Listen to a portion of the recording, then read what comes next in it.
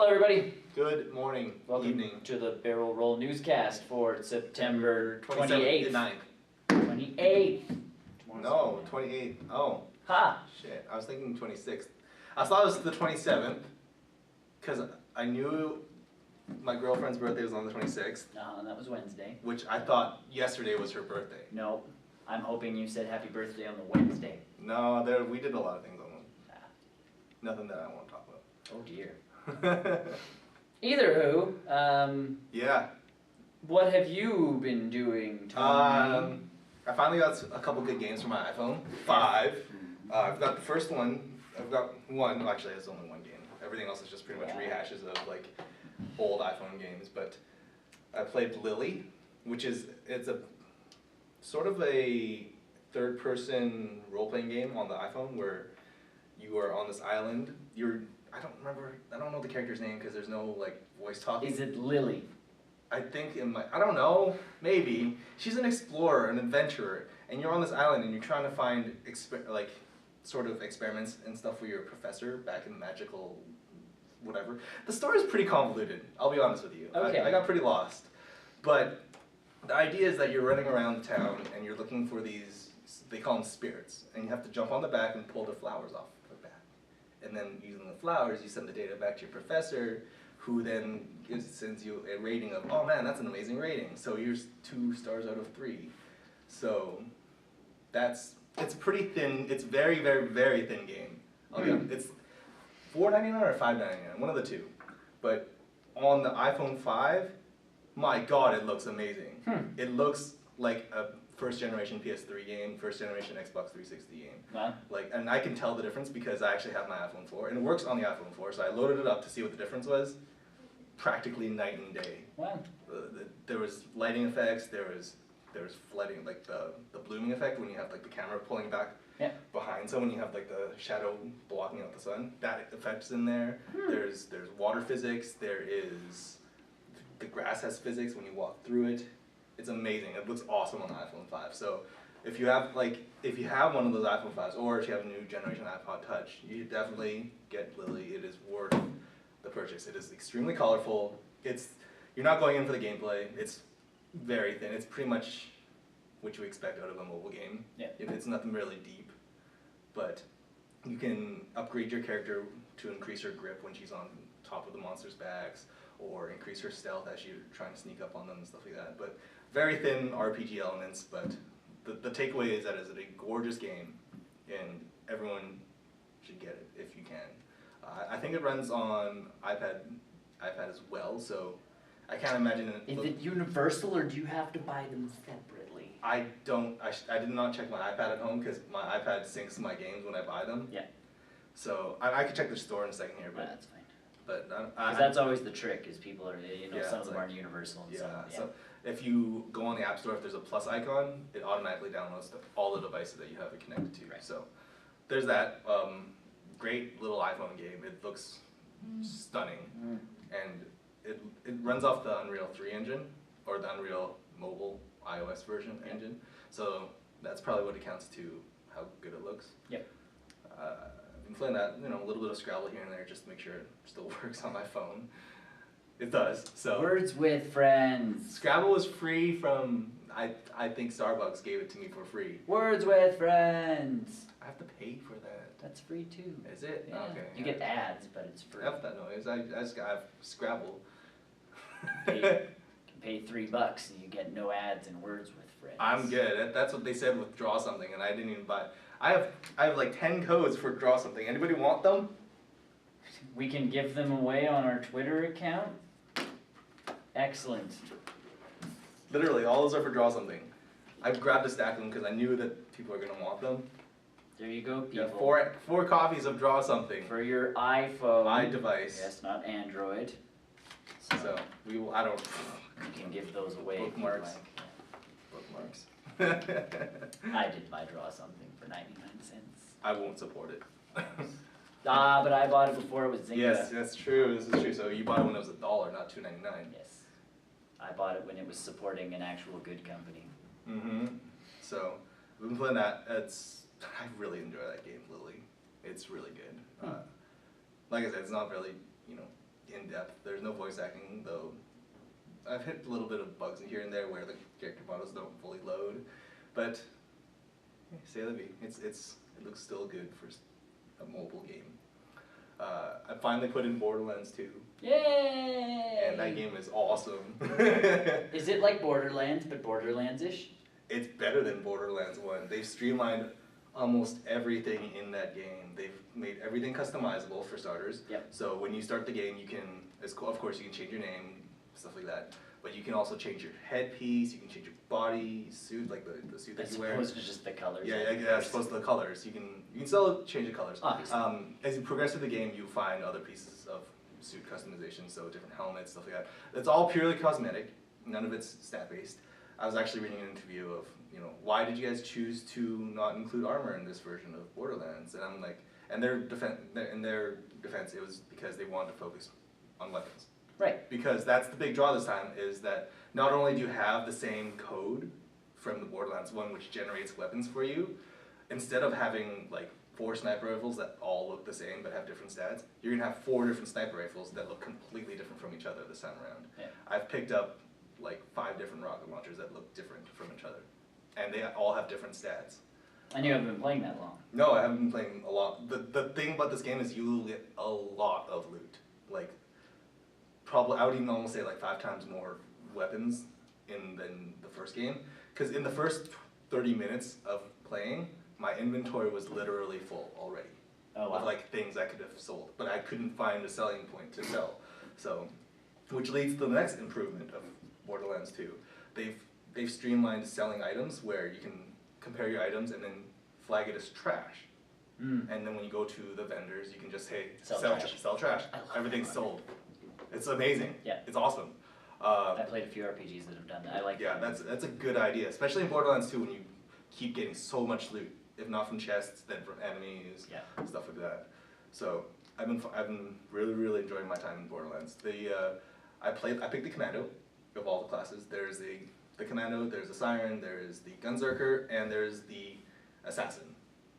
The Commando is a lot like the Commando from Borderlands 1, where you have your turret, but they've improved on that this time around, where you can create second turrets, you can create turrets that explode in nuclear explosions, you can put them on walls this time.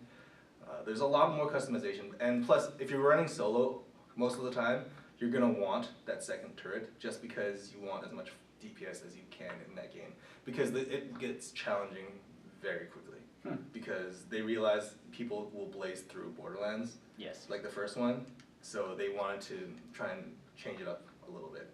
You've got the Siren, which is, I can't remember what she's called.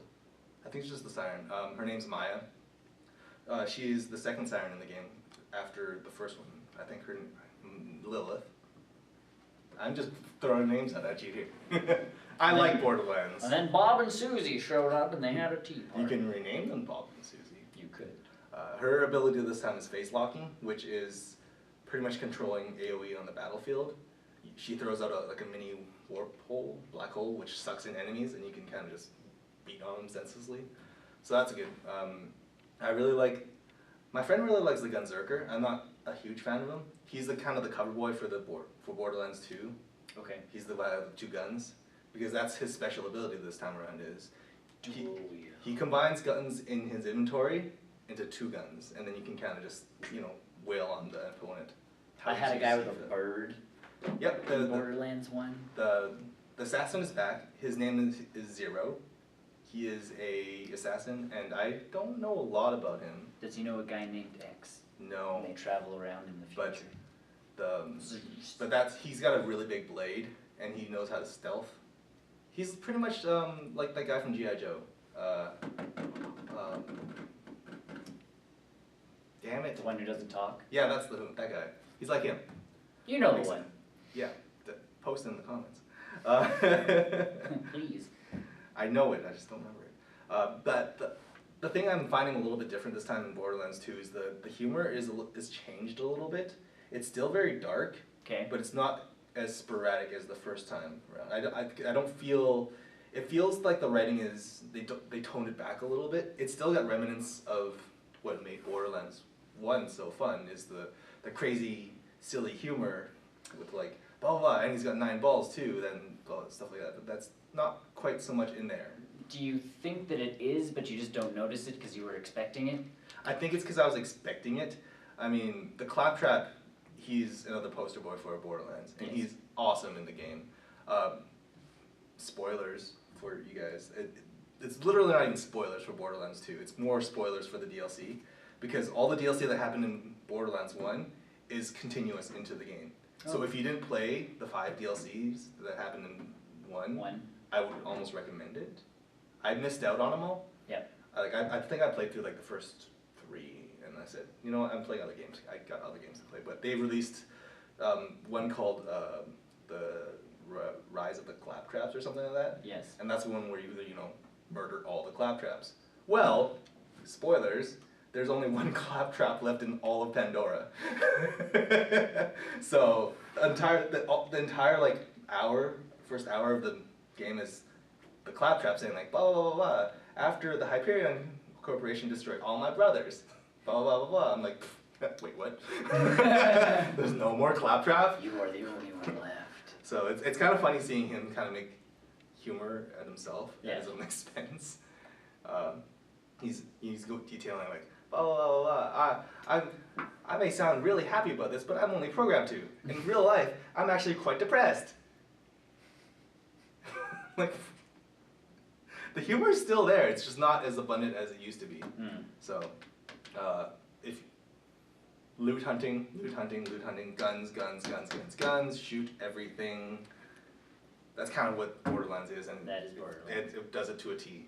So, if you enjoyed Borderlands 1, you almost have no excuse to go play Borderlands 2.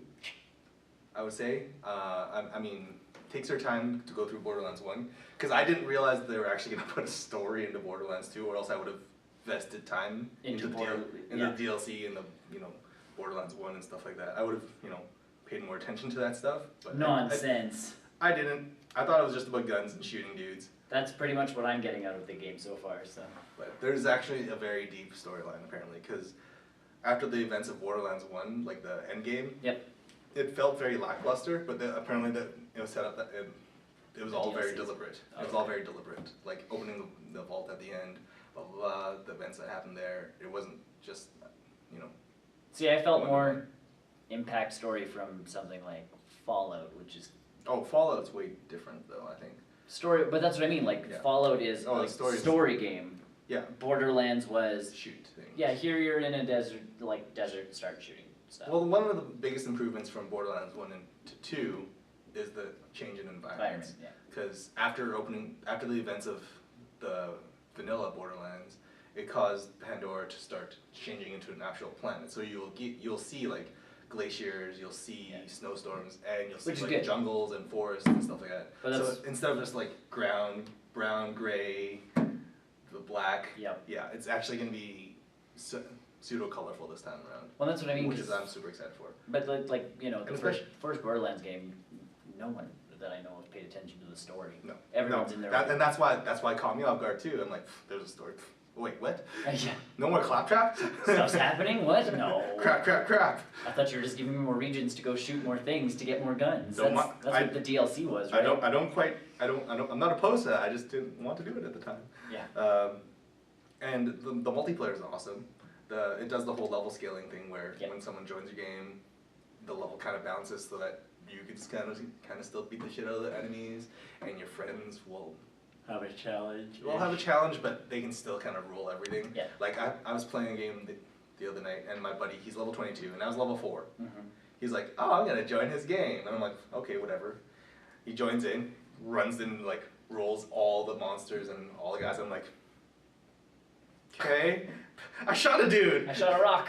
I shot a guy. Numbers came off his head. So it still has some issues if you're doing that big of a level gap. Yes. But that's to be expected. Yeah, I mean, like you're not gonna. Because it's either gonna boot all the way to the point where he's having a hard time with stuff, and you're hiding behind I'm gonna have extra hard time. Yeah, you're hiding behind the rock. So, and he joins your game, so and he follows your missions. You won't join his game, so which is good. I'm really looking forward to playing more of Borderlands 2 when I get a second, and Halo Reach whenever I get my Xbox going again. It's kind of disconnected. And if you can get that tray open. Yeah, I just gotta kick it a few times. Maybe I'll get an Xbox Slims, extra slim, extra slim. Come on, Microsoft, let's do it. But you can get the one that looks like R2-D2. For $500. Comes with a Kinect that looks like CP3O. For $500. And it goes boop, boop, boop when you open it up. I know, that's the almost worth it. And then there's a message on the inside tray that says, "Obi-Wan, you are our only hope." And I'm like, ha, that's almost worth it for that dumb sticker. Oh. So that's kind of what I've been doing this week. A little bit of everything. I picked up Avengers on the Blu-ray. Yeah. But since I've seen it already, I had no urgency to rewatch it. That's why I threw it in and watched the commentary. So I will, and because it has that second screen experience, I do want to see what that's like on the iPad or the iPhone 5 or whatever. Or your computer. You couldn't get the computer one to work though, so. I didn't even try. Oh, okay. Like I read that and I'm like, that sounds intriguing. Lazy. Yeah. Like I just sat back and watched. I think if you were on an iPad or some sort of tablet, it would be more beneficial because then you could just sit there and look at it. I don't like a lot of that syncing stuff to like sync to the movie, join the movie. I haven't experienced it just yet. I've done one with the Smurfs actually. Not that that's a great example, but just getting it to go like at the same time as the movie, it's tough to do. I thought that stuff kind of seamlessly blends itself in. No, it's all like it's literally, press play at the same time on both things. Well, that's so if your Blu-ray is a titch slower than what your device is. Because the Blu-ray PS3s are generally really speedy.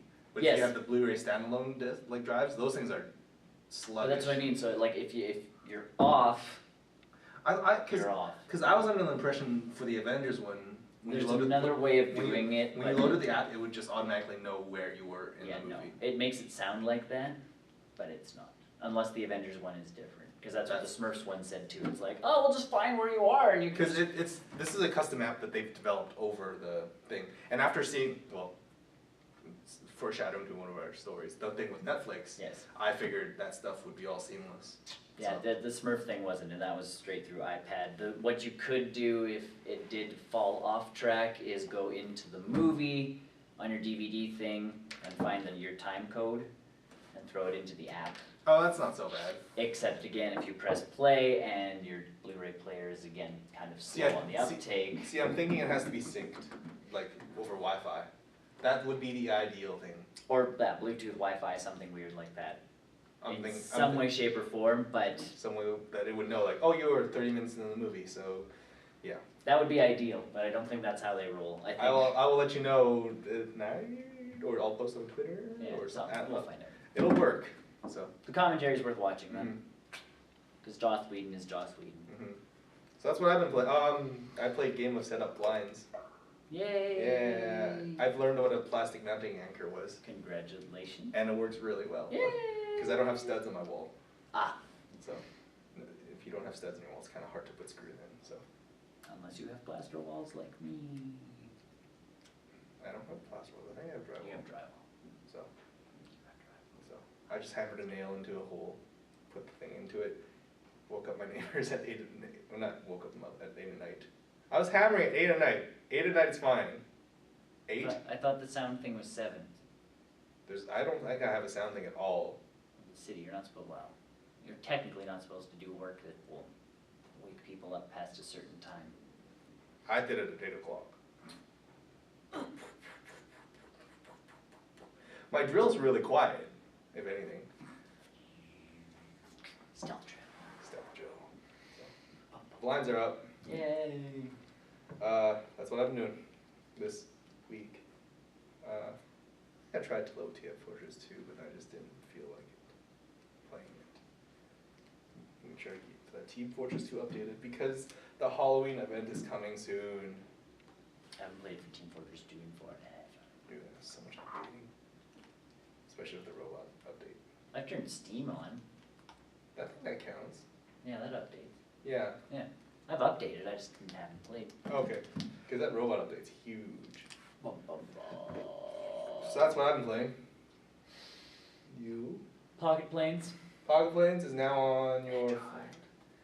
Now to be clear, it's been on iOS devices for a long time. Yes, Nimblebit does So- not do Android games, so they let a company called Mobage port them over. So So Mobage is a little slower on the uptake because they gotta, play with stuff, change some stuff, add their own in-game money to the game, all that kind of junk. Yeah. So, natively, if you want to play it as the best kind of thing, the iDevices are the way to go. Yeah. Because you don't have to be online. I have to be online to play mine. Oh really? Yeah. So even Wi-Fi and 3G? Yeah, because Mobage doesn't trust people, Okay. so they don't want people like cheating. And I'm like, ugh, I just want to play the game. So you're on 3G, right? Or you're on Wi-Fi? I was on Wi-Fi, Okay. but yeah. So when I want to play it, I have to be on so I have to be connected to the internet. But the other nice thing is there's a thing called flight crews in the game. So what you do essentially is you build airports. And you fly planes from airports to airports to airports. Now, are these fictional airports? They're actual cities. Fictional or non-fictional? Real cities. Okay. So like Edmonton, Calgary, San Diego, Las Vegas, Denver, and weird. They're small little places that you've never heard of before that they've tucked up into the corners because you obviously have to get planes to. You got to make your transfer flights. Yes, because not all planes can, of course, fly over the ocean. So if you can get smaller planes to kind of do this little route, you can get them to Europe slowly, very slowly. But and you'll make no money for it, but you'll get a plane to Paris. So yes, you level up by making money. Simple.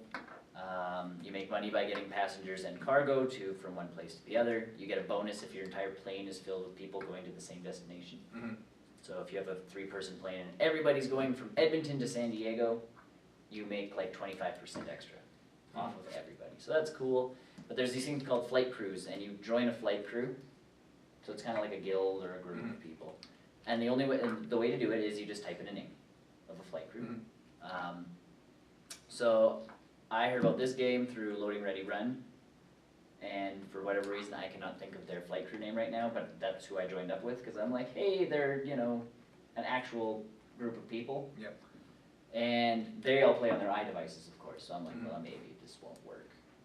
No. I don't know. It worked. No, usually small third-party companies on iDevices or on mobile platforms work. So it all just goes straight through the same server, and we connect, and, the chair flight or flight chair, I think it's flight chairs or something. They're like ranked 28th in the world right now. Yeah. So I'm like, wow, that's pretty cool. And there's no way that I can help out with any of the stuff because there's events.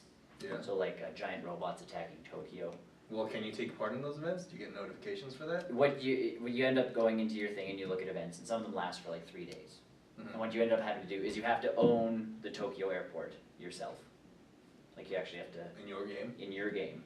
And then you'll get like a little guy who appears, and he'll go like, I need to go to Tokyo, and he'll be, Space Robot Fighter 12. And you have to take him and get him to Tokyo.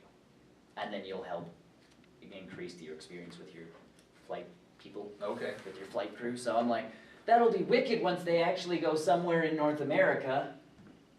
Yeah, but that's just, enticing you to go to... Exactly, and I mean, it makes you try, and I don't have planes that go far enough yet to get over water. Because you start off, you literally start off with I think 3 or 4 airports. Yeah. And you have to slowly expand your way out. And I got a little ambitious right off the bat. So thankfully I got the parts to a plane, and I built the plane, and it finally got me to that. So I only had one plane that could get to this one place. Oh, well, you kind of... Because I built too far out. I'm like, oh man, I want to buy this. I think it was literally, I started on the West Coast, and you start on the West Coast in southern United States, so San Diego down there, and they're like, and I'm like, I want to buy Edmonton. That's where we're from, So I'm like, I want to buy Edmonton, so I bought Edmonton.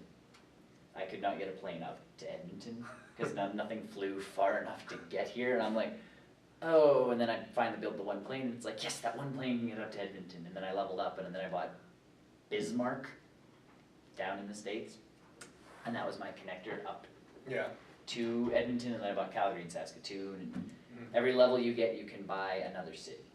So you can't just go buying all the cities. Yeah. So of force you to buy more plane slots, buy more cities. They pace it really nicely for you. And the more you play it, the less you have to play it. Yeah, it's one of those like automatic games, isn't it? Well, see, if you do a connecting thing, so you pick 2 people up from Edmonton, like that are going to Edmonton, and 2 people that are going to Calgary, you can click Calgary and you can click Edmonton. And the plane will just fly to Calgary, drop them off, and fly to Edmonton. But if you fly to Calgary, drop them off, and then pick 2 more people up going to Edmonton, you can make more money. So that's kind of the shtick. Yeah. But if you obviously can't play your game for a few hours, you just go, okay, I have 3 people, they're going here, here, and here, click, click, click, go. So I did that, and then Mists of Pandaria came out, and I gave in and bought it, and I am not sorry at all. So, well, you've got a lot. There's pretty much all the improvements that they're saying. Pretty much everything that they said they're going to put in is in, and it works. yes, and we got all of the, we got most of the update beforehand. Yeah. With that big patch. So the talents changed, that kind of stuff changed. But this opened up pandas. It opened up it opened up Pandaria, like monks. The whole new place. It opened up monks, and it opened up pet battles. Pet battles. So I started a monk, or I started a panda right away. Yeah. But a mage, just to be different, because I didn't want to be like, oh yeah, I'm like everybody else. That was a weird choice because the starting zone for pandas is really built towards like monks. Melee classes, specifically monks. Monks and warriors and stuff. Yeah, and rogues and hunters. A magic user, I had a tough time getting through a lot. Because I saw you die like 2 or 3 times. Yeah, that one was just me being an idiot, but okay. there was times where I was like, I'm shooting something and it's barely doing damage, and I'm like, this attack should be much stronger against all of you people. And it's not. Yeah, now that I'm out in the world, yeah, I'm good. How long did it take you to the main I got to level, I think 12 before I made it out into the real world. So cold recesses of. well, it's actually nice because you take you go to the main circle, like there's this big temple, and you have now helped the Alliance and the Horde, and they've kind of helped you save your giant floating turtle that you live on. Yeah. And so you go and meet them, and they're like, well, who do you want to join? The Alliance or the Horde? And I'm like, well, the one Horde guy we met was really cool. He seemed down to earth and kind of neat, you know. And this was my Horde character anyway, so I'm like, okay, Horde. And you get there, and you go to Ogrimmar, the big main city for the Horde, like the orcs. And you walk in, and Garrosh, the new leader of the Horde, he's a giant jackass, but you walk into his chambers and you're like, hey, what up? And he's like, stupid pandas, like, you know, blah, blah, blah, blah, welcome to the Horde. You better be strong, you better be ready to like start killing your brethren, because some of them have joined the Alliance like idiots. Oh, because you can pay money for that, right? What? Or change Alliance switches? No, but like some of the pandas act like you can choose Alliance or Horde. Oh, some of your brothers. So, yeah, your so brothers. like on the Horde, like on the server, there will be pandas that in player versus player combat, you will have to take down. But Garrosh is a total ass about it. And then he's like, I have a present for you. I'm like, cool. I'm figuring I'm gonna get like a Horde tabard for picking the Horde, something symbolic of like me choosing a side. Yeah. No, he just made me fight like 4 elite monsters. Oh, that's good of him. Thank God it's a timed event, so it only happens every like 10 minutes, and it gives time for other people to show up. So there was like 3 or 4 of us in this one little instance, like dancing, because we were waiting for these monsters to show up, and then all of a sudden all of them attack at the same time. Oh, goody. I'm dying. Yeah, so, and of course everybody's a monk except for me. You're DPS. Well, we're technically a monk can heal or do DPS, and of course everybody right off the bat chooses DPS, so we're all sitting there and I'm just like shooting fireballs from far, far away. So it worked out for me, I wasn't hurt at all. Everybody else was like, this is crazy, and I'm just like, why? So, but now I'm out in the world, and I'm exploring with my monk, and then I did pet battles, which essentially is a dumbed down Pokemon. Yeah. No EVs, no catching IVs. You get 3 moves instead of 4. You can only have 3 monsters in your Instead of 6. in your group instead of 6. But there are types. Mhm. Like beasts do better against critters. Critters do better against this. Yeah, better there's against- a rock paper scissors. There is a rock paper scissors going on. They do level up. When they level up, they get new moves. Yada yada yada, etc. etc. etc. But this just gives, and you can catch them. Like Pokemon. Like Pokemon, so this just gives you more of an excuse. So is the pet battle just that? That's just it? Is there any sort of depth to it? Why would it want to go into pet battles? Other than to just say, hey, my pets are leveling up. There's achievements. Mm-hmm. There are your pets leveling up. Are there quests specifically for pet battles? There's a whole quest chain, like battle this person. Okay, so that's not too bad. I'm not sure if you get a ton of experience for it. You do get some money for it. So there is money involved, and it's as simple as flying to the next zone and just getting the next fight going. And the nice thing is, once you buy pet battles, it's account wide. So like my hunter went on and spent, because it's like 90 gold to open up pet battles. So I bought it on my one character, but all of my characters can now go into pet combat, which is nice. So if I'm playing on a horde character and I see something running, I can attack it and catch it. And you share pets too with your Yes. characters too, so this time around. So that's what I mean, it's kind of nice in that sense where you can, it's not just restricted to just my one character or just my one server, it's everybody. So that's nice. But yeah, that's what I've been doing, and then yeah, Avengers, I watched I'll put it in. the commentary, and I watched the commentary for Cabin in the Woods, and I still don't know where my cabin in the woods is. that's not good. I know. I think it's in my mailbox right now. Dun, dun, dun. Because I got a call from my buzzer number. Usually that's when the... You should go check your mailbox or something too. No, I gotta go with it. And speaking of Warcraft, it's Brewfest, which means your characters can get absolutely gooned for really cheap. Yay? It's Oktoberfest. Oh. Get it? Brewfest. That's Because every event in World of Warcraft has a real life meaning to it. Apparently so. So that's cool. Yeah. Shall we get into this? Let's John? do it. That's my Facebook, that's not a story. Facebook's always a story. Apparently so. Dun dun dun. Well, first off here, there's an entire studio somewhere in Finland who is dedicated its development to mobile Sims games. I don't want this. I don't like any Sims games. I don't want any Sims anything. But this is for, I want to see how successful, was it free play? Sims free play, is that Yes. how successful is that in terms of It was really big until they made that one file that was too big for everybody's phones, yeah? and then no one could install the update. Mm-hmm. So you go into the game and it goes, oh, you need to install an update, Mm-hmm. and you're like, Well, I don't see why would anyone want to play that. Mobile is, it's an actual company called Mobile. And you saw how dumb that game was. That was silly. I played it just because I could. Well, it was on the top chart on the iPhone and iPad forever. It was on Android too. It was a big game, and Mobile is a strategic focus on the company and to Maxis as a label. We feel that the talent base in Finland will be a strong complement to our existing mobile expertise based around the world. if they would do something like the DS games and the 3DS Those are Sims great. games, Even the GameCube ones. that's what I console mean. ones, yeah. If they would do something like that on here, and charge money, charge $10. I or would- charge something. I would even almost go further than that and say bring back Sims Online on the phone. Yeah. That would be great. Going around, okay, I'm just gonna log into the 'Cause- whatever servers and play online. This game was more like the one on Facebook. Mm-hmm. The one on Facebook was cool because you could connect with your Facebook friends who were Yeah. playing it, which was neat, but you only got so much energy in the game.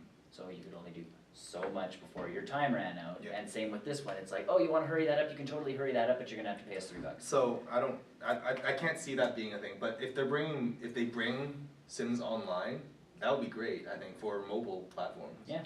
Because I think there might be a way they can do some sort of cross-platform multiplayer for that. Totally. So iDevices and Android devices back and forth, talking to each other online. If it's just through the same game, I don't Yeah. see there being a problem. And No. that's my thing, if it's an actual Sims game, I have no issues. Mhm. If it's a mobile game with a Sims skin on it, I have issues. Because I have I think Sims Medieval on my iPhone. Yes, I got it for free one time because they're like, it's free, get it before we charge $5 for it. yeah. So I'm like, okay, that's fine, I'll buy it, and then I'll just re-download it if I ever play it. Right. I enjoyed it. That's what I mean. As much as I can enjoy Sims games. That's what I mean. Like I enjoy Sims games until it's like poker. I enjoy poker until I get bored of poker. Oh yeah, poker. And then I go all in, and then I'm done. Yeah. Like that's how I play poker. That's why I don't play poker for money. But The Sims, it's the same thing. I can't play them. I do really well until I get bored, and then I light everybody on fire.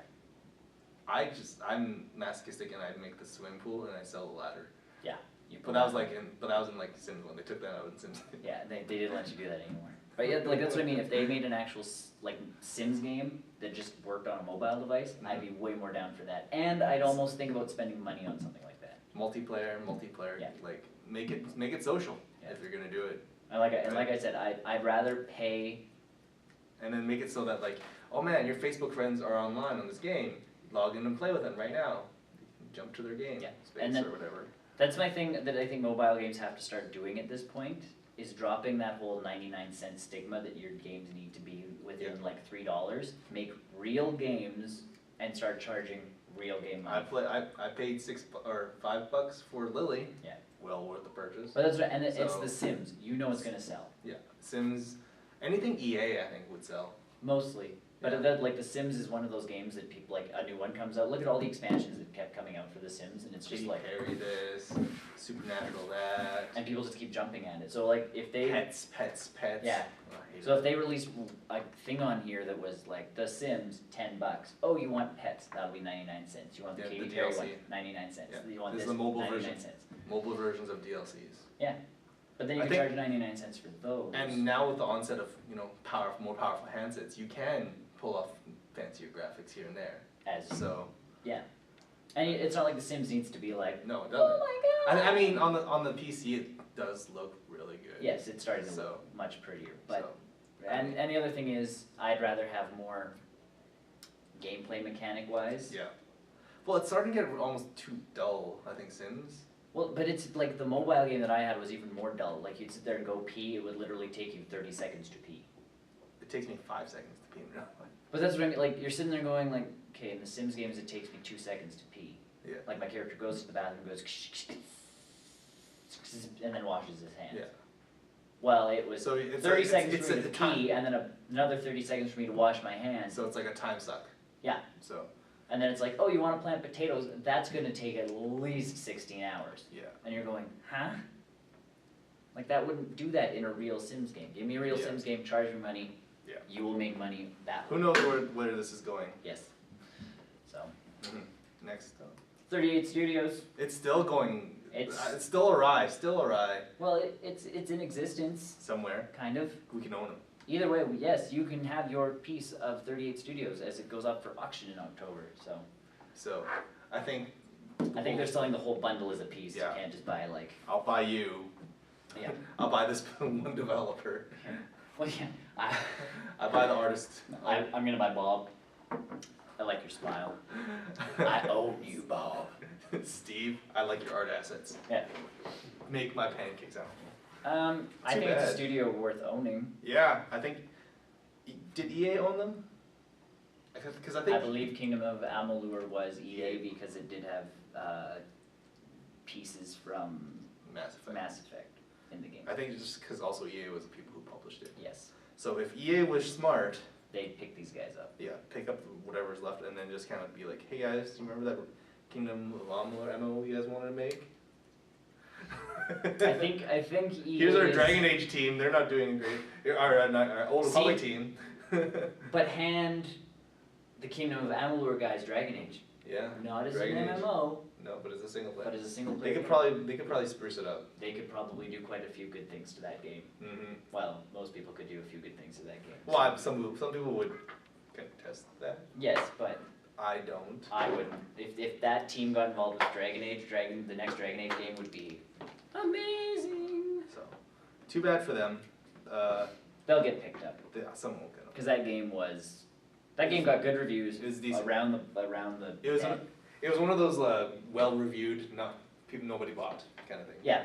One Well, of those, it wasn't advertised a huge ton. like Psychonauts. Yeah. Like If you Psychonauts watched, back in the day. because I pay attention to R.A. Salvatore, who Mhm. wrote the game and all the lore to the game. He writes the Legend of Drizzt series. Yeah, he's a. I pay attention to him, which is why I knew the game was coming out. I always knew the game was coming out. I knew he was ready for it, but it didn't really click into me when the game was coming out, so I didn't really pay attention to it. But that's what I mean, because no one really knew. Yeah. And so yeah, like that's what I mean. I found out it was coming out through him because he's like, yeah, I teamed up with Todd McFarlane. And we're making this game, and it's like, score. Mm-hmm. And then. And now here we are. Yes. With the rest of 38 Studios. 38 Studios being bought up. So. Yeah. If they haven't jump shipped yet. If you have lots of money, go buy 38 Studios. Probably EA should buy them. I'm assuming they will. EA or Activision Blizzard. Don't let them do it. They'll just absorb them into Blizzard. Yeah, throw them in the Diablo team. We don't belong here. No one belongs there. You're working cinematics for us now. Yeah. Huh? Can we make another Shadow Complex game? You're fired. If you Netflix people on the PS3, if you own a Android device or a iOS device, both apps have been updated recently to use a sort of remote play on the device. Being if you're watching, say, a TV show on your iPad or your iPhone or your Android device, you turn on your PS3 app, you select push display to or push the show onto the PS3, and it will push the show onto the PS3 seamlessly. I think it's awesome. I mean, now I no longer need my controller. I'm always on my phone anyways, so when I'm watching Netflix on my couch. Yes. So remote play, sort of, I think this, no one saw this coming, is the takeaway here. No, this was Like really just a surprise. they were Everyone's like, like, hey, update. hey, wait, what? You can do what now? Yeah. So, Because this is essentially essentially the smart glass stuff. the smart glass stuff, and then the Wii U, what they were gonna do. Like essentially, but this is out now. Yeah. And the iPad and the iPhone and stuff, the display doesn't go away. You can use it to pause the show. You can use it to scrub to a specific point. You can control the subtitles, stuff like that. You can even rate it on the fly. Yeah. If you're, man, this movie's awesome already, 5 stars or something like that. So that's awesome. I think it's great. I will use it forever. See, like I said, I use my voice for mine. Yeah, and yeah, exactly. It's a lazy factor. Exactly. And I'm already on my phone on my couch, so I'm gonna just use my phone. It's true, PS3 controller. That's what I mean, because like a controller's shut off. Yeah, controller shut off, or you run out of batteries or whatever. My phone's always charged at home. Well, that's what I mean. My Connect's always plugged in. It's just like, and it's great because when I have my headphones on, there's. And the best part, I found this was the best part about this. I was watching, I don't know, I think I was watching Dragon's Den or something like that, and I'm like, must go washroom, phone, toilet, watch it on. Keep watching it. Keep watching it on the toilet. Okay, done. Walk back to the TV, the living room, back on the TV. Where I left off. Yeah. I think that's great. It's the age we have now entered. Yeah, we're in the lazy age, where technology has caught up with our Xbox, laziness. play more television. On the toilet. Yeah. Xbox, pooping. Sit me up. Pooping while watching, I don't know. Well, see, that's why I kind of, with the iPad, I would dig this a lot great. more just because of the bigger screen. Like, I don't like watching Netflix off my phone, but. Even with the new 5-inch or 4-inch display, it's not the greatest. No, even though that's why I like the Wii U kind of has, like, I'm going to start watching, it's going to be, I'm going to have to test it out. You already watch it at home on your bed anyways, right? So. Exactly, but I watch it on my Xbox just because I can literally sit there like a gigantic, blob and go, Xbox, the next episode, and it does whatever I want it to. But yeah, going to the bathroom, I usually don't. Keep watching? I just keep watching, and I'm like, I'll just pee later. I'll just go later. I'm like, if the Xbox could get me up into the bathroom, that would be a great Connect feature. But the amazing way to poo while watching. But that's what I mean. So like Reaper. now, all of a sudden on the Wii U when it comes out, because that screen's fairly large. It's not quite iPad size. No, but it's big enough that I could enjoy watching television. I'm actually more interested to see what the resolution is on that display first, just because. But that's why I said like I'm gonna have to give it a test. I'm not quite sure. I think I'm gonna have to hold my poop in for like a week before when the Wii U comes out, just so I can like test. I'm gonna play this game. Switch off. Yeah. Gonna have to play this. Switch off. Yeah. So the nice thing is for the Wii U though, I think depending on how deep the system levels go, you could like pause your game Yes. and then go into another app. I don't know how. I'm not sure. I'm not sure how powerful it will be though. So. I don't know. So that go update your apps.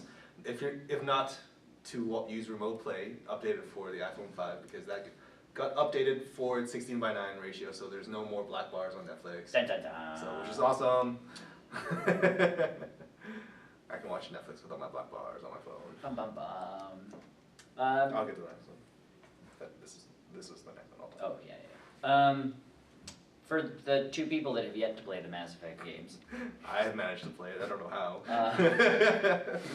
For the 2 people that haven't, though, the trilogy is coming out. This is the long-awaited trilogy, Yes. actually. So. I don't get these box sets. No, especially this late in the game. For this game, I really don't get it. It'd be different if one of them had been on like Xbox and PS2. Well, the takeaway for this version though is this. Is this? Yes. This is the Mass Effect trilogy, 1, 2, and 3. Yes. But the catch First is on Xbox and PC. yeah. But this is the big one. It's on the PS3. Yes. The reason why they couldn't get Mass Effect 1 is because of Microsoft. So either somehow EA bought the rights back, or EA or Microsoft lost the rights somewhere along those lines. I'm assuming there was a money transaction. I'm thinking so because this is a pretty big game. Yeah. Either way, the PS3 will finally be able to play Mass Effect 1. Yes. And not in a shitty redemption comic that Yes. you get from 2. It's just going to be a shitty game. It's not good. It's so bad. Like, that's the thing. I don't know if it's a good idea or not. PS3 people are going to get excited. Yeah, and it's then they're going to good. start, and if they've never honestly played it, Yeah, because there are people like that do not own Xbox. Yeah, because like they started with Mass Effect 2 and they had the comic, and Yes. they're like, this game's great because Yes. Mass Effect 2 was great. Yes, then they will go back to Mass Effect 1 and They go- throw up and jab their eyes out. Because they're like, what the? My inventory's messed up. Yeah, it's always been messed up. But the loading shit, it's all loady and jaggy. Yeah, it's always been like that. That's Yeah. Mass Effect 1, guys. So, I mean, that's interesting. I think it's far too late, Yes. if anything. Like, my God. It's, Like, to me, if they would have come up with this at the same time as 3, yeah, and then that would have worked way better. because I know Resident Evil 6 coming out next week is doing something like this, where you can buy Resident Evil 6 or buy a Resident Evil 6 Anthology, which has 1, 2, 3, 4, 5, 6, and Yes. Code Veronica in the same package for like $70 or something like that. Yeah. So I'm like, makes sense. Yes. You can get all those games in one package. Right. Because those games spanned like 3 different console generations. Exactly. This is all in the same gen. This is all the same gen. This is all, literally, if you own an Xbox. You can play. I don't know why there's an Xbox 360 version of this coming. Because, Everybody bought it on Xbox. Everybody, because they came out on Xbox first. yes, if you bought the Xbox, like, if you bought Mass Effect 1, trust me, you bought Mass Effect 2. And if you bought Mass Effect 2, you bought Mass Effect 3. I'm trying to see if there's any like. Would you even go back if it was like retooled with the Mass Effect 3 engine or 2 engine? Because I would. But then again, that would change the game entirely. I'd think about it. I wouldn't though. But in the end, I wouldn't end up doing, because that's going to be, what, $60? Easy? I can't imagine how much it could be. I can't see it being over $50. Not even a little. Because Mass Effect 3 retails for like $40 or $30 now. But that's what I mean. So you're not gonna lose. Like, I don't know.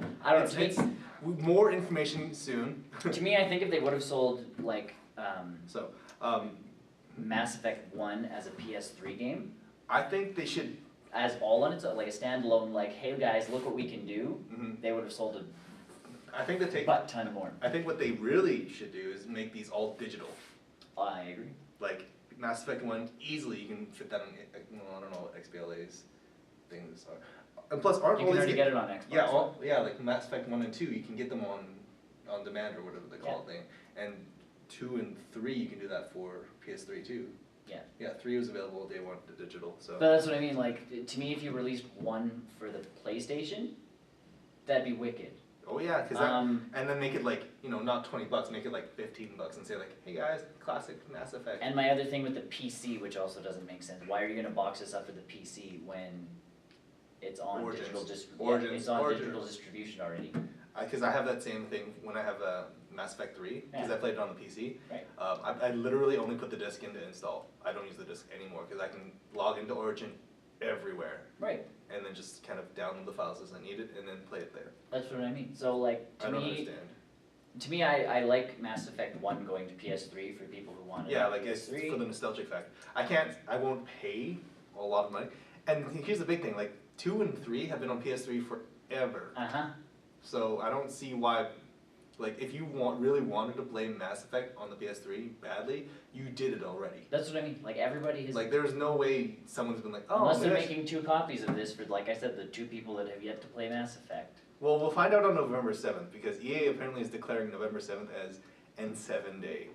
And we'll be promoting BioWare's iconic sci-fi franchise, blah, blah, blah, all over the world. With in-game events, everybody. Oh god. So pick up your special 3-pack so you can get into those special events. It's not even a special art book. No, there's nothing. It's just a fancy box. It's not even, it just folds I out. like you know what? The box I got from Future Yes, Shop, you like the box. that was good. Yeah. That was fine. I got it for free. Mhm.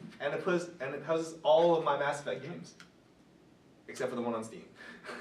Well, see, and that's my thing is I have them all on Xbox. They sit next to each other on the shelf. Yeah. Like, I don't need a 3-pack something or other. Yeah, I don't. Like, it makes no sense to me, personally. I know, no, you're not the only one. If this would have come out for the Wii U, Which they have also confirmed to not come out for the Wii U. right, that would have made sense to me as well. Yeah, that makes sense, because they could, All of a sudden you have 1, 2, and 3 You can on play. a brand new system that you can play instead of just 3. yeah, like I think that would be a huge draw for me, Yes. like to play Mass Effect, because they are saying that they're doing a lot of Wii U things for the Mass Effect 3. Wow, that was really weird. So, I mean, if they did all that stuff for one, or maybe at least 2, that would be good. Yes. Because 2 is a big game. Yeah. So. But that's what I mean, like, if this kind of thing would have come out on the Wii U, it would have made sense to me. If it would have come out, hell, on the PlayStation Vita, that would have made sense to me. See, I can't see them being on the Vita right now. But that's what I mean, like, if So- it would have come out for a different Console. console that it has yet to be on, Yeah. that would make sense to me. This is very late for them to do this. I Yes. mean, if this had come out when Mass Effect 3 came out, Exactly. I think that would be great, because, again, there's always people that have never played the sequels before the release, and Right. you're going, oh man, So I if should you- play the first one. That's what I mean, so if you're going, like, 3's coming out, and you're like, well, I've never played, 1 or 2. Or either, yeah, you have your chance now. Yeah, it's like, oh, well, instead of just buying the regular game, you can buy the full game. Of course I was born in January 1st, 1918. Yeah. Duh. You be old school gamer, yo. Bitches love old school games. Yeah. Mass Effect trilogy coming soon. Like, Huh. I don't get it. I don't get it. I don't care what your, Learn more. I want to see what's actually inside this damn thing. Nothing.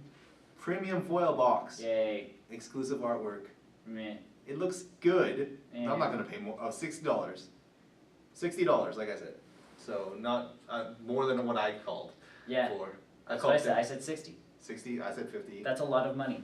Especially if you don't get anything bonus other than DLC that already exists in the game that you have to pay for unlocking. Yeah. I mean, they're not even including an art book or anything. Yeah. That's so bunk. Yeah. I don't like that. Not even a little. No. You know what I do like though? What do you like, Tony? Metal Gear. What kind of Metal Gear? All the Metal Gears. So Metal Gear Rising is the next big Metal Gear game to come That out. is not the title of the game. Metal Gear Rising, Metal Gear Revengeance. I don't know anymore. Yeah, it's called Metal Gear Rising. Well, I was alright. I was right. Yeah, there's this Revengeance or whatever it is. Yeah, Metal Gear Rising Revengeance. Well, that's the the next big Metal Gear game coming out. Not Kojima made, but Kojima endorsed and produced. Yep. So, I think that February 19th is the official release date. Which get your pre-orders in because there's a special edition coming. And what is in the special edition? Well, you get that your makes it special. you get your game. Yay! Collector's edition checklist. Game. Step 2, swag. So you get your soundtrack, which digital or not doesn't really matter to me. It'll probably be really good. And you get a high frequency blade plasma lamp, which is, it sounds funny, but if you see those like Tesla things where it shocks the electricity back and forth, that's what this is. Except it's the sword, right? It's From- the sword, this high frequency blade from Rising. Bum, bum. So I want like 3 of them, so I can daisy chain them together into something very maniacal. Metal Gear Rising, Revengeance Sword of Awesomeness. Zapping you. So super excited for this. I'm totally gonna put my money now. I was gonna get the game anyways, You were. but And this just makes me want it. And it is a Konami game. It is a Metal Gear game, and they really like making like 5 of their special editions. So and get seen your Tony's apartment. get your collector's edition. You know he's getting this. I have a shelf for Metal Gear. You do. So yeah, this is awesome, guys. And they will only make like X amount, so Yeah. go get it when. As he goes now. Go get this, guys. See, he's faking it. He already ordered it. Shush. I'm actually checking.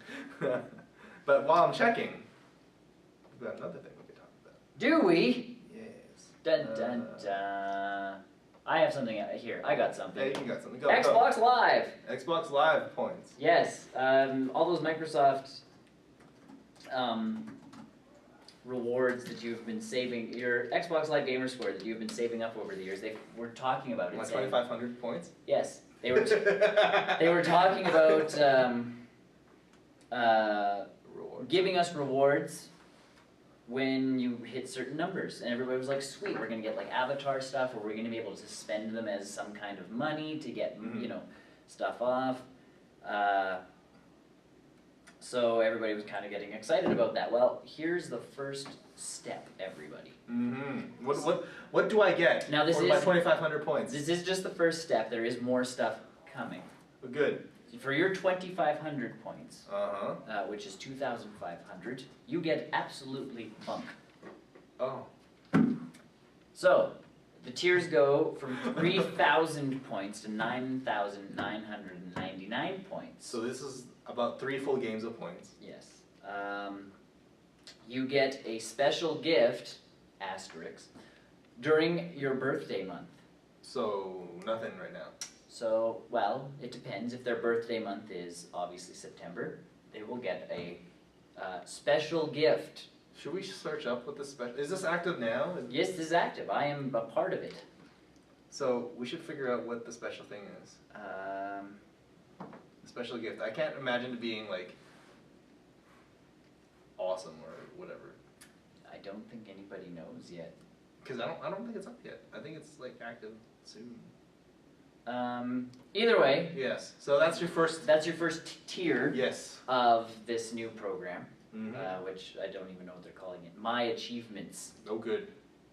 The next tier is called the Champion, and you Mhm. unlock it at 10,000 points Mm-hmm. to 24,999. Mm-hmm. For this, you get a special gift during your birthday month. You also get 1% rebate on your Xbox Live Marketplace purchases every month. Good golly, that's a lot of percent. That's a lot of money back. 1% back! That's a lot of percentage back. Yeah. And then, everybody, that's right, there's a third Oh tier. God. The Legend. The legendary. Legendary tier. How many points is this? This is 25,000 or more points, folks. I'm logging in to see which I can. Which tier you're at? You're not at any tiers.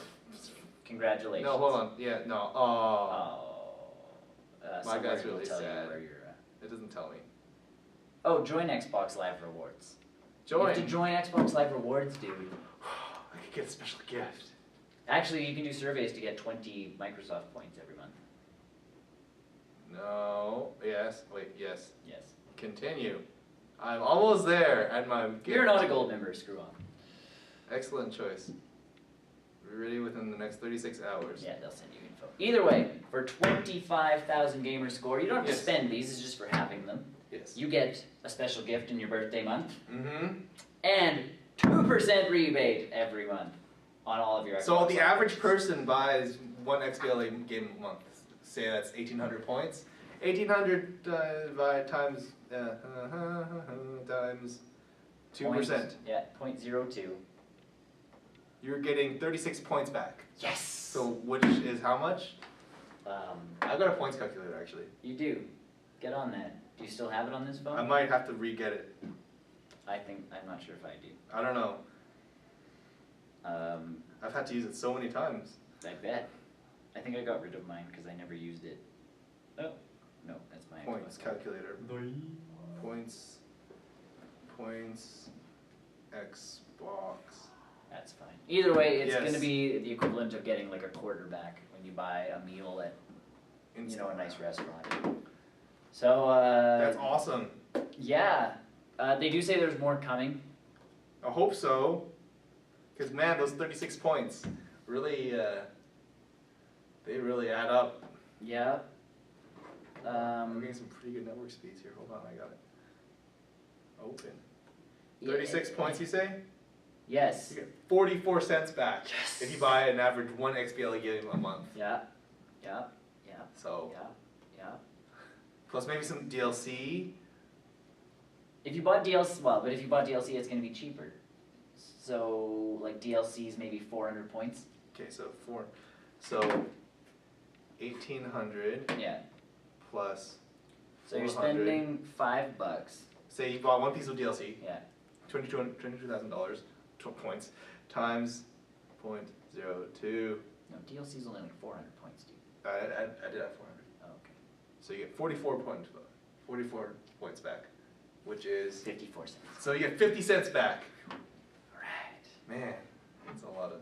Yeah. More sweet rewards are headed your way. So I think this is really tailored to people, to power players on the Xbox, because if you're always buying stuff, if you're always buying, because this also factors into, like, say you want to buy a movie off the Zune Marketplace, right? Yes, Stuff as like long that. as you're spending points. Yeah. So Yes. if you know Zune or Yes. how does Netflix work? Does it work through points, or do you have No, to? Netflix is just Netflix. Netflix's thing, right? Yeah. Okay. So you don't go through Microsoft for that. DLC. So this would be really advantageous for people who buy a lot of DLC or a lot of Yes. XBLA games, pretty much. And I mean, getting points back is always nice. Yes. You're never going to knock getting points back. Yes, pretty much. But at the same time, it's kind of like, seriously, you're giving me 2% off of my games. Yeah. I much like the other sales. So And yeah, like, I mean, and Xbox does have other sales where you know stuff goes to 75-50% off, all that kind of fun stuff. Yeah. But you know, whatever. Mm. They can. that's not really a story. It's They just can a buy tool. me. That's cool. Either way, that's that. Yeah, that 2% back. If you have them. 2%. I don't get any. Yeah, you're out of the running on that. It's not like I don't play Xbox games. I just don't have a lot. So last little bit here, unless we have anything shocking that we want to bring up real quick.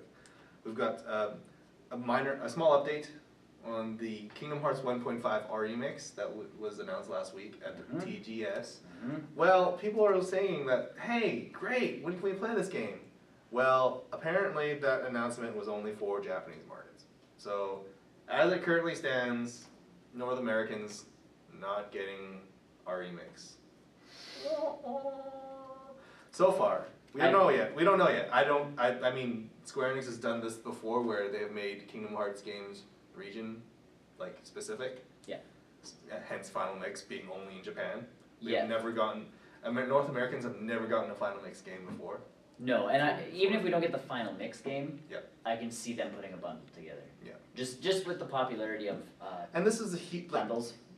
it's, I'm not really, I'm really torn. I don't know if this will come out in here in Japan, in Mhm. English, because the Final Mix game, which is or actually Kingdom Hearts Final Mix, that is the one game that never came out in America. Which you'd like to see, yes, come out. Because that has a lot of extra content, but didn't come out over here. So I'm not sure if they're gonna take the time to localize that version. Because in Japan, it's easy. They just gotta, boom, convert it to PS3, make it look nice. I think if you localize it, you have to then charge a bit more. Yeah, you have to charge a bit more. You're playing with that. Because there's extra content that only exists in the Japanese version, like Disney-based content that exists only in that version. I think you're playing with. It's gonna be tough. Different price points, so instead of being able to charge $40 to $50, you now have to charge $60. I'd be interested to see if they end up charging this as a DLC or a download game. But then again, that goes back to the Square Enix not liking digital copies of games. Yes. Birth by Sleep, still you cannot play that on a digital platform. So if you want to play Birth by Sleep, the only way to play that is through a UMD card. Yes. Which is, I think, really silly, but whatever. So it's up in the air if this is coming out in America or not at this point. I'm hoping. Everyone's hoping. Yes. I am both ways in this. I mean, the only reason why this is coming out is because of North Americans wanting this.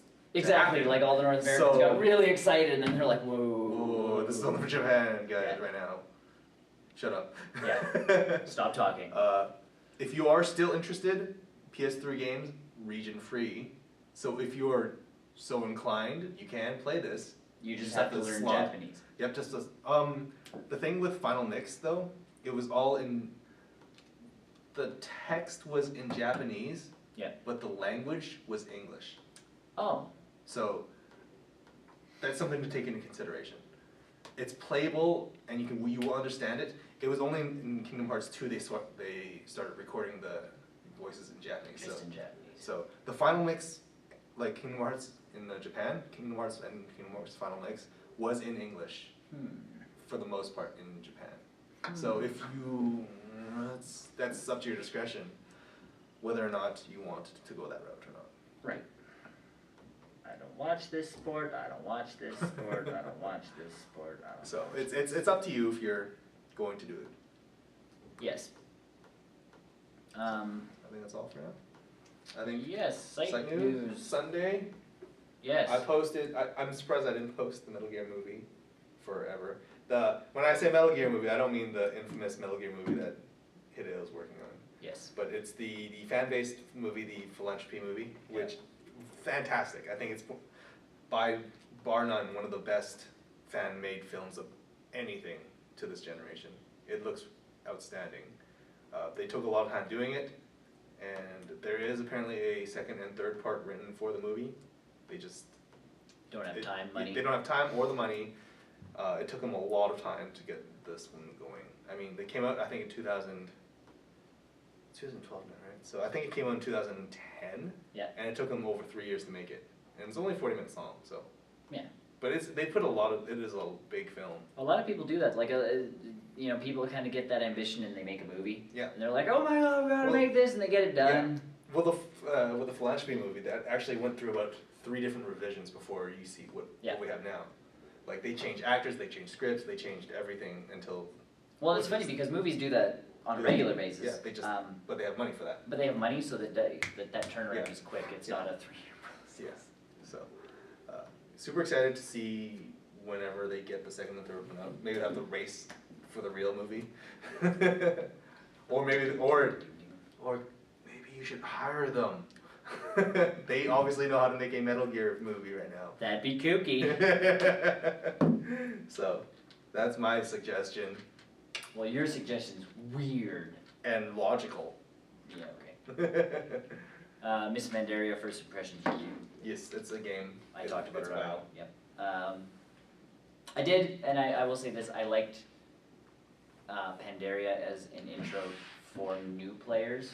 I realize it's kind of kooky to try and entice a new player in with the expansion. Yeah.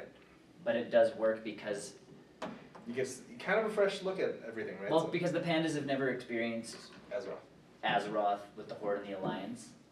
So it is for them, like, you know, all of a sudden these orcs and humans appear and they're like, choose sides, you have to pick and you have to do this and this is how this goes and this is how this goes, and these pandas are like, you people are all crazy. And then you choose a side. And then you choose a side. Because your master I can't get a free Pandaria anymore. No. If you stop that offer. So I could have, I probably should have. But so, you know, they do kind of get you introduced to the world. You are then thrust in to this world where the leader of the race you chose is kind of a jackass to you. Yeah. And you go, I don't think I picked the right side. Well, he is evil. But they do it on both sides. Oh, okay. Because that's the one nice thing about Warcraft is there is no good and evil. Yeah, it's perspective. It's literally two. Because at one point, the expansions kept coming, and the Horde and the Alliance all kept having to like team up to beat up a big bad.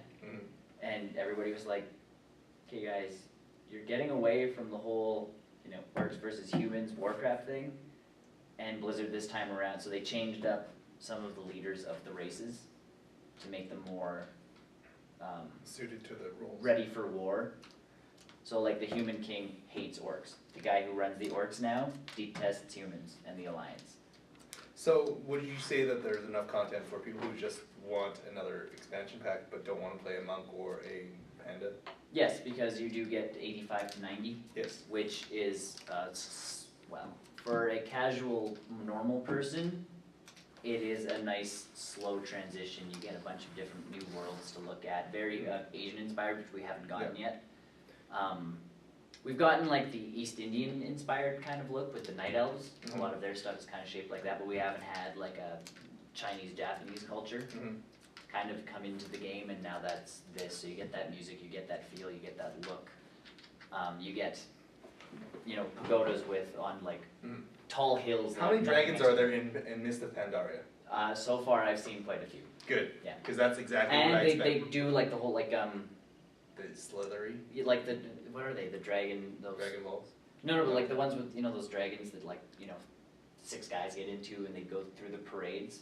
Oh, Like the- Dragon Dancing? Yeah, but just like those long slender Yeah. dragons, that is what you get. Fantastic. They are not like. That is awesome. Yeah. Now I kind of want to play it. So they have dragons in Azeroth that are already like your regular fantasy dragons, but you get to Pandaria, and as a panda, during your first like 10 levels, you actually have to beat up at one of these dragons. Crap, now I kind of want to. Those dragons And- are badass, man. And they can be mounts. Once you get level 90, you can get one as a mount. No.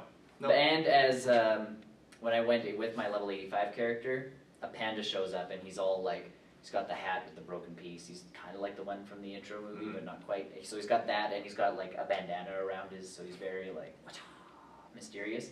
He's like, you people have brought like evil, a bad. You've brought your bad. Your feng shui is evil. Yes, you brought your bad chi essentially to this island, and it's actually creating monsters. So, like, the fact that the Horde and the Alliance have come with all their hatred is causing crap to happen on the island itself. So Pandaria is here to stay for a little bit. Yeah. So the like this one panda comes and he's like, "What the hell's your problem? You guys are idiots. Get out of here or stop fighting." And you're like, "What? Oh." And he's like, "Meet me in this village. We're gonna talk this out, because you guys either have to leave, or we have to talk. Like we have to figure something out." And he literally jumps into the air, and a dragon appears, and I'm like, that was wicked. And that wasn't even in-game cinematics. That was nothing. That was just like character models doing their regular thing, and I'm just like, what just happened? That's pretty cool. So that's what I mean. It's a good intro for first-time people, because pandas are so oblivious to everything going on. They have to give you just a role play. They have to give everybody like a fresh look at what's going on between orcs and or the Horde and the Alliance, and then you get to choose. And I'm pretty sure whichever way you go, the leader of the race you choose is going to be a complete jerk. Oh, goody. Because the King of Stormwind is also kind of an ass. So I'm assuming the same thing happens. You get there and you'll be like, "Welcome to the Alliance. You chose the right side. Do note, any pandas that chose the Horde will have to die. You have no friends anymore." And you're just like, okay. "Oh, okay." So I'm assuming either way you go, you'll feel like you made the wrong choice, which I think is supposed to be kind of the feeling they want you to have. Because you're as the Pandaren race, are very peaceful. Oh yeah, they're monks. They're monks. Essentially. They don't want to fight. They'll fight if they have to, but everybody's. How does a monk learn how to be a death knight? They don't. Oh, okay. The pandas cannot be death knights. Okay. Okay. Because they can do everything else, but. No, they can't. There's a few races. They don't think they can be warlocks. Okay. So they can't summon demons. There's a few things they can't do that make sense just RP wise. Roleplay wise, which of course there's always going to be people that are mad, but I want my panda Darth Knight. well, and Death Knights, the whole thing with Death Knights was they were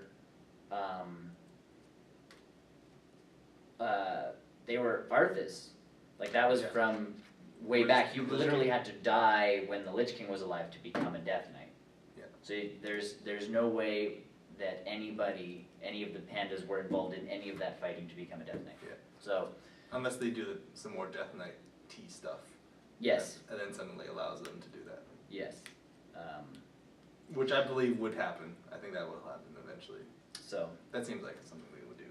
And maybe like they're gonna bring the whole Frozen Northrend stuff back at some point. But there you go. They can be monks, mages, rogues, warriors, shamans, priests, and hunters. Well, so that makes sense. Yeah. So they essentially can't be anything that has to do with dark magic, which makes sense. Okay. And they can't be paladins.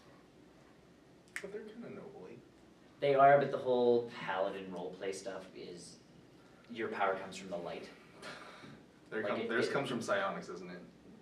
The what? The pandas. They haven't really. Yours is just. Oh, that's more of a monk thing, though. Like Psionics. as a monk, you just kind of show up and you're like, "Hey guys, what's up?" And your master's like, "Oh, you start your training now," and you progress faster than everybody else, of course. Because of course.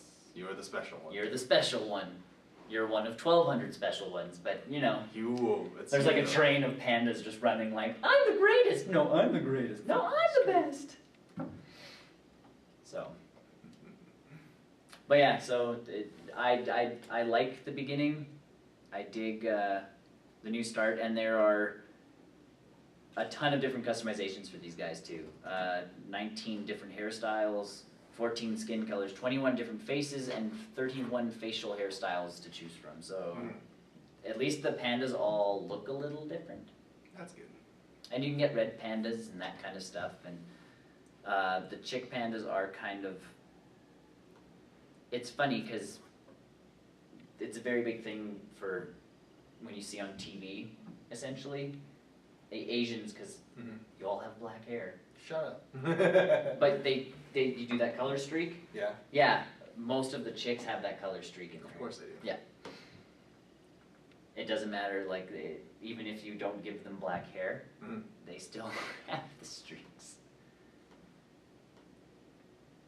And chopsticks. Oh yeah, my mage has a chopstick in his bun.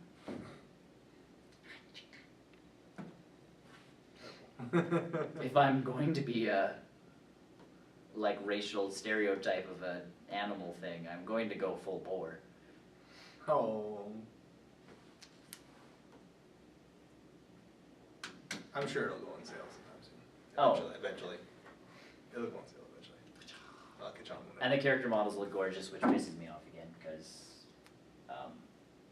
all the old races still look like crap. Of course. Well, because they don't update. They don't update the any of the original 8. Yeah. I have not been updated, and you kind of just go, guys, could you, like, put some textures on them? literally put like 3 guys to add a few extra, bumps and this and that here, and then just give us a free customize.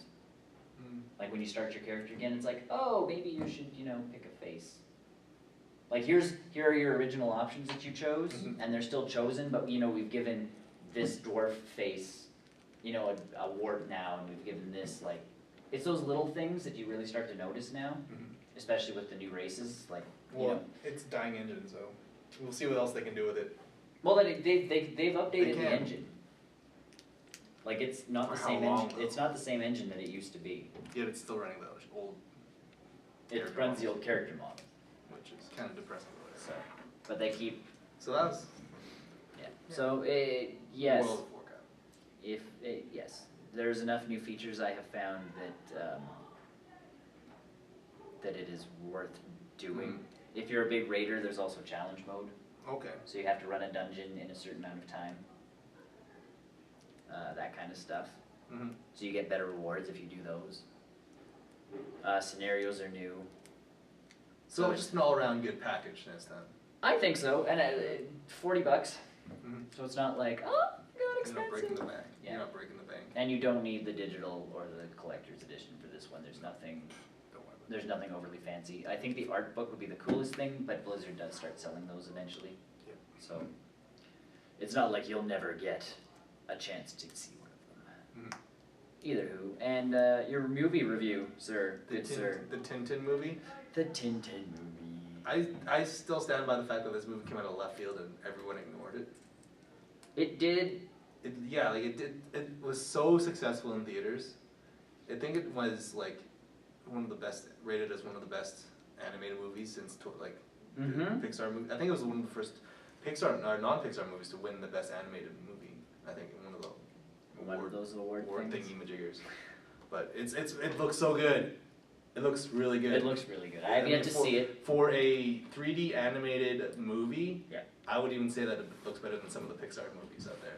Because they use both the computer stuff, you know, to render the things, yeah. but they also use motion capture to get the whole realistic human feel to the entire cartoon. I was going to say, when I go with animated stuff, kind of the same way I do with video games, if the graphics that they use and that kind of stuff fit the style of what the story they're trying to tell, yeah. it works. And Tintin looks really pretty, and if it fits with the whole... And then I've read the comics when I was a kid, and I did watch the show when I was a kid as well, and it really feels like those. Again, really. I mean, they have the whole... It's really cartoony, but at the same time, it's all within reality. All the stuff that they do, there's nothing like, oh, my head's gonna go really big for some reason. No, that doesn't happen. It's all within our reality. But that never really ever happened to Tintin either. No, that never happened to Tintin either. So, I mean, little bits of it here and there, like, oh yeah, they have running around in the cloud smoke and stuff like that. Yeah. That stuff doesn't really happen in the movie. But then again, it feels like it's in place. You know, like the 3D works really well. You can tell they spent a lot of time on it. But that was Weta Workshop working on them too, wasn't yep. it? Yeah, Peter yep. Jackson's little... Yeah, it was. This is also This is Steven Spielberg's first. Peter Jackson. Again, this is their first movie, or this is his first sort of cartoon animated movie, and I want him to do more. Yeah. I want him to do more Tintin. There's so much more you can do. Oh yeah. With the series, I mean, they already alluded to that in the intro, where they pretty much go through all the covers of all the different comics of Tintin. Like, you can see him. There's Tintin going to the moon. There's Tintin going to America. Blah blah blah. I'm like, this is awesome. Yeah. And then here's the secret of the unicorn. Awesome. Yeah. So, it's great. If you watch carefully, there are a ton of references to everything in the movie. If you look at the screenplay, you'll notice that Edgar Wright wrote the screenplay, and if you notice even closer, Thompson and Thompson, played by Simon Pegg and Nick Frost. Nice. So you already have those trio working together. Yep. There's gonna be like inside jokes up the wazoo. There is a reference to Hot Fuzz in the movie. I kid you not. When Thompson and Thompson are arguing, they're like, blah, blah, blah, blah, blah. Police work is hard. There's a lot of paperwork involved. I'm like, oh, Hot Fuzz. How did you get that in there? In the beginning, when he's getting his picture drawn, it's drawn by the same artist that does the cartoons. Nice. So it's like, oh, this is what you look like, and it's like the 3D model of Tintin, and then the hand drawn of him in the cartoon, and in the background you can see all the other pictures of all the other cartoons drawn in the side. I love it. It's super referential to itself and other medias, and I really hope that there is another one coming out eventually, because I know it took them forever to make this movie. It did take them forever to make it, and did it do well? It did well, I think. I think it did decently. I'm not sure. Ooh, what the hell was that? Let's hit B for a second. I think it did decently. I actually don't know how well it did. That's what I mean. Like I feel like it did well. 2011. 4 to 5. These guys gave it. Right. Reported budget of $135 million. Yeah. And it made $237 million. So. Enough to make another one. Yeah. Yeah, enough to warrant at least looking into it. Yeah. Because there's so much more stories you can do now that you have Tintin and Captain Haddock together. Because the big thing about this movie was that in the Secret of the Unicorn, Captain Haddock and Tintin already met each other in the comics. So it's like, how do you rewrite an origin story with those two guys? Well, why not use the Secret of the Unicorn? Yeah. It's the Haddock story. Yeah, just do it. And now you can do pretty much anything else because those guys always... And Snowy is just so cute. That dog is awesome. And he just is better in the movie. That's not IMDb. No. IMDb. My typing's dyslexic. I don't know if they have plans for a second one or not. I would very much hope so. They pretty much hit all the high points of the cartoon, or of the book. Like they have the scene where he explodes and sets a fire on top of the paddle boat, and it's awesome. It's so great. Daniel Craig's in it, which Yes, I see that. which kind of caught me off guard. I didn't notice that. Again, back to Thompson and Thompson. Simon Pegg and Nick Frost work so well together. Oh, wow. They know each other so well, and the idea, and what Spielberg wanted was someone who could talk like the other person. So initially they cast Simon Pegg, Simon Pegg, and then he's like blah blah blah, blah, and then You know someone who can talk like you? Edgar Wright's all like, hey, I got an idea. I got this guy. He's not doing anything right now. you don't need his pretty face anyways, right? So they work. They go off each other so well. You can't tell who's who. Yeah. It's awesome. Production, reception, blah blah blah. The film. Oh, in the U.S., the film did not perform nearly as good, which makes sense because it is a British film. It is. Oh, well, actually, it's a French cartoon. So logically, it would make sense that it did better overseas. Yeah. Because it's more of a hit over there. But overall, apparently, it didn't do quite so good in our neck of the woods. Oh, well. Which is a shame, because it's awesome. My childhood. But if it did well enough over there, yeah, I think they can still make more films. It's like the books. The books don't perform as well in North America. No, they even renamed it for the UK release. Yeah. They had to call it The Secret of the Unicorn. Oh, wow. They didn't call it Tintin over there, which I think that's another deciding factor. Is like, which Tintin story did they use for this? Yeah. Not a lot of people read Tintin. Yeah. I read a lot of it as a kid. I don't know if you did. We did, but it was because we could read it in French. Yeah, it was in French too. So I read it in English, but I loved the shit out of it anyways. Yeah, they threw them at. If you went to a French immersion, there's Tintin books. There's Tintin and like Opera, Asterix. Yep. Tintin and Asterix. Yep. That's what we, and I was never a huge fan of them because they forced them on us. Yes, I can see that. But they're just in my library, and I was. And that's what I mean. Like I knew Tintin. Mm-hmm. I enjoyed Tintin when I could actually read it for my own pleasure, as opposed to like my teacher going, "You have to learn how to read Tintin," and it's like, I know how to read. I'm not an idiot. Like, can I read a book? No, you're reading Tintin. I almost want to see what this is like in French. Yeah, it'd be To interesting. be honest, I'm seeing we watched the cartoons in French too. Like that's Tintin has annoying. always been in French to me. Yes, I that's what I've been told by a lot of my friends. Whoever's taking French stuff. Like that's what I mean. You see the Asterix characters. If they were ever to speak English, I would probably crap myself because I do not see those characters speaking English. I can see them speaking both because I've experienced both of them, both ways. And when I was in French class, they were like, "Here, read some French comics." When you kind of go, okay. So, Tintin, go watch it. Go watch it. Netflixed. Now it's on. I think that's it. We're running a long time. We are. Shall we? Yes. Okay. Bye. Bye, everybody. Goodbye.